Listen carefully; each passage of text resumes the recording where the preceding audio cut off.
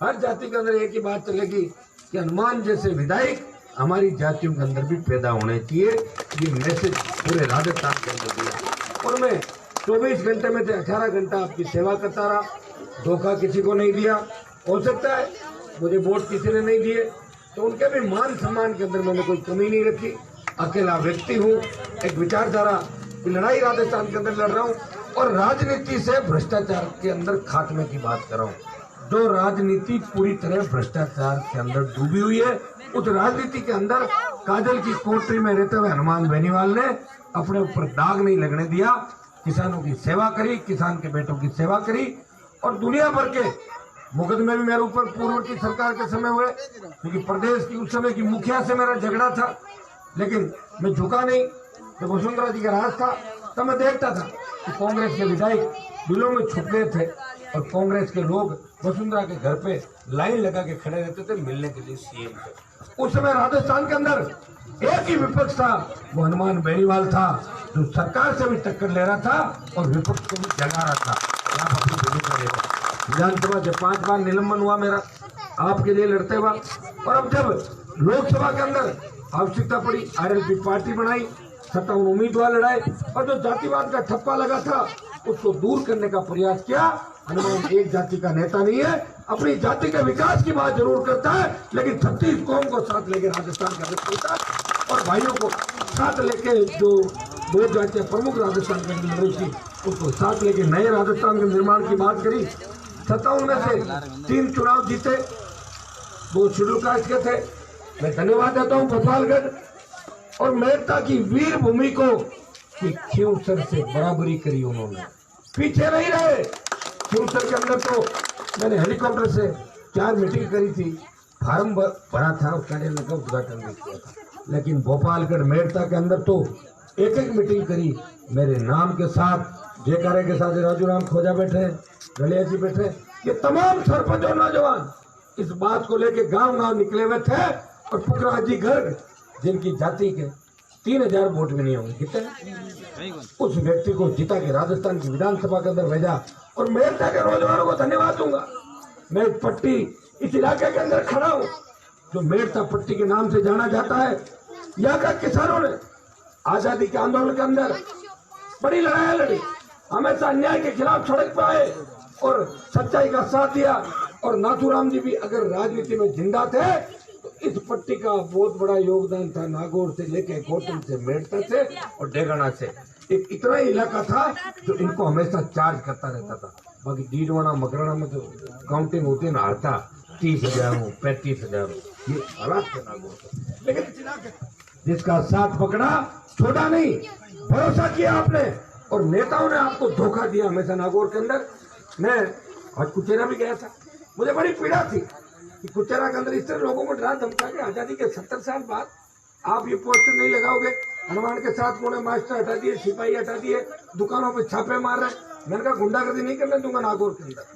चुनाव चाहे बीच में बंद हो जाए, हनुमान के किसी आदमी को अगर पुलिस ने तंग किया तो मैं बैंड बजा दूंगा राजस्थान की सरकार की बात में। इस तरह आजादी के 70 साल बाद गुंडागर्दी अगर मैं कह रहा हूँ पहले भी नहीं हुआ करती थी, लेकिन अगर हमारे जैसे लोगों के रहते हुए, आपके जैसे लोगों के रहते हुए अगर ये बात हो जाए, ये आदमी तो आरएलपी बीजेपी का है इसलिए सब मुकदमा दर्ज कर लो, ये नहीं होने दूंगा मैं। और मुझे पता है अशोक गहलोत के बेटे को मैंने हरा के उसको बहुत तकलीफ दी है गहलोत को मैंने व्यक्तिगत रूप से, इसलिए मेरे से परेशान है। बौखला गया, जादूगर का खिताब लेके घूमता था। मैं बहुत बड़ा जादूगर हूँ, खुद का बेटा जो उसके जिले में हरा तो दिल्ली में बात चली, जादूगर जी आपका बेटा ही नहीं जीता आपसे, तो बोले वो तो मोदी जी की हवा थी, मेरा नाम तो कैसे लेता दिल्ली में, तो मोदी जी की हवा थी, आप तो दोनों उपचुनाव में जीता दूंगा। तो भाइयों ये समझ लो कि चुनाव अशोक गहलोत वर्सेस हनुमान बेनीवाल और नरेंद्र मोदी जी की बीजेपी की पार्टी का चुनाव। एक तरफ आपको दिल्ली के अंदर जो 4 महीने में काम हुए वो आपको देख रहे हैं, और दूसरी तरफ 11 महीने के अंदर अशोक गहलोत ने राजस्थान को रसातल के अंदर डुबो दिया। अपराधी इतने हावी हो गए, मेरे को तो लग रहा है कि सोन जी की रिटायरमेंट के बाद अपराधियों का हौसला बढ़ गया जाता है। हाथों क्यों है कि बेरोड के थाने के अंदर AK-47 लेके घुसते और अपराधी को छुड़ा के ले जाते हैं। अलवर में एक दलित का वीडियो गैंगरेप का वायरल होता है, उसको छुपा लिया जाता है, एसी के बोर्ड नहीं टूट जाए। वहां भी हनुमान बेनीवाल जाता है चुनाव के बाद, एमपी के चुनाव के बाद। और 2 मुकदमे दौसा के रेलवे ट्रैक पे आपके सांसद पे भी दर्ज होते हैं, सरकार करती है। भाइयों, मैं नहीं डरता किसी बात से, बस मैं तो चाहता हूँ कि आप मुख्य धारा के अंदर आओ। और मैं तो मेरे परिवार से चुनाव नहीं लड़ाना चाहता था, क्योंकि हनुमान तो हनुमान ही पैदा हुआ इस देश और प्रदेश के अंदर। इसलिए आप कल को ये सोचो कि हनुमान ने अपने घर से चुनाव लड़ा दिया, हनुमान जैसी सेवा नहीं कर पाया, इसलिए मैंने खींवसर की जनता को बुला के कहा मैं मेरे घर से चुनाव नहीं लड़ाऊंगा। कल को आप कह दोगे कि आपके घर से चुनाव लड़ाया और वो आप जैसा नहीं निकला, तब आपने कहा कि ये चुनाव तो आपके घर में ही वोट देंगे, बाहर हम वोट नहीं देंगे। तब मैंने अपने परिवार से चुनाव लड़ाया। मैं नहीं चाहता कि मैं वंशवाद की राजनीति की खिलाफत करूं और मैं मेरे परिवार के लिए वोट मांगता घूमूं। ये कांग्रेस के लोग आरोप लगा रहे, फिर उनको तो आरोप लगाने का इसलिए एक और अधिकार नहीं कि उन्होंने तो 70 साल एक ही परिवार ने वोट दिए नागौर के अंदर। मैं तो पार्टी बनाई, उस समय लड़ा देता, कौन मना करा था? एक टिकट मेरी पत्नी को दे देता, एक नारायण को दे देता, 5-4 मामा जी के लड़के चाचा जी को उतार देता सब। जितने वोट आते उतनी बढ़िया, मैं तो जीत जाता और कोई हार जाता था, हार जाता, चलता रहता। लेकिन भाइयों, मैंने ऐसा नहीं किया, परिवारवाद के साथ नहीं चला। और अब भी नारायण है, आपकी मन से उतरा है, अच्छी सेवा करेगा।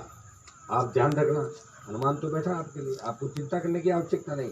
इस जिले का सांसद मैं हूं और मेरे अंदर लड़ने की क्षमता है। अगर जनता के साथ कोई भी धोखा करेगा, हनुमान उसका साथ नहीं देगा, चाहे वो कोई भी हो। और इसी सिद्धांत के साथ चला, तब लाखों लाखों की तादाद के अंदर आप में से जुटते चले गए। मैंने प्यार भी किया, इस खींवसर की जनता को अपने परिवार की तरह रखा। मैंने कभी ये नहीं कहा कि मैं नेता हूँ, मैं एमएलए साहब हूँ, मेरे लिए अलग कुर्सी लगाओ, बाकी लोग नीचे बैठो।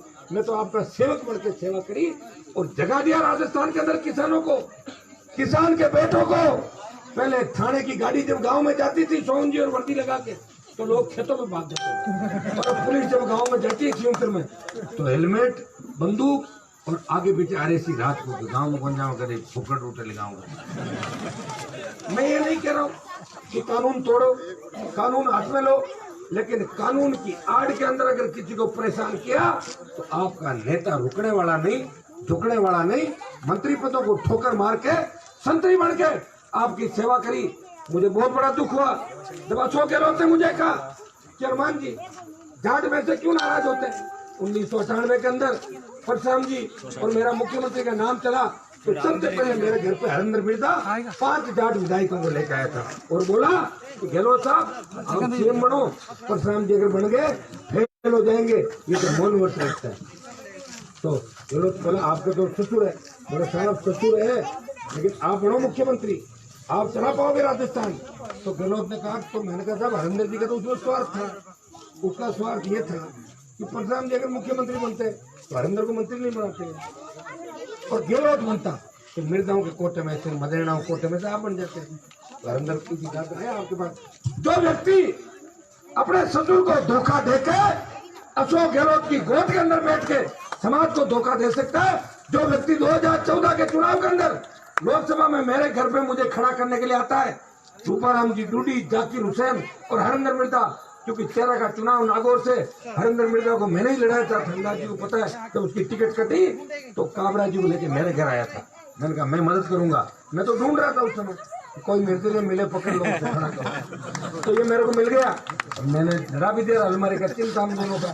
फिर कल में कहा ज्योति ने मेरी मदद नहीं करी, ज्योति नहीं जीत रही थी। मैंने कहा ज्योति नहीं जीते इसके लिए मैं नहीं खड़ा हूँगा, मेरे साथ ईमानदारी से आप लोग लगो तो मैं निर्दलीय लोकसभा का चुनाव लड़ूंगा। इन्होंने हाथ पानी लेकर रूपाराम जी एक आदमी मेरे साथ रहे, जाकिर भाग गया और हरिंदर मिर्जा भी लास्ट में बीजेपी के वोट मांग रहा था। खड़ा तो मुझे किया और वोट भाजपा के मांगे।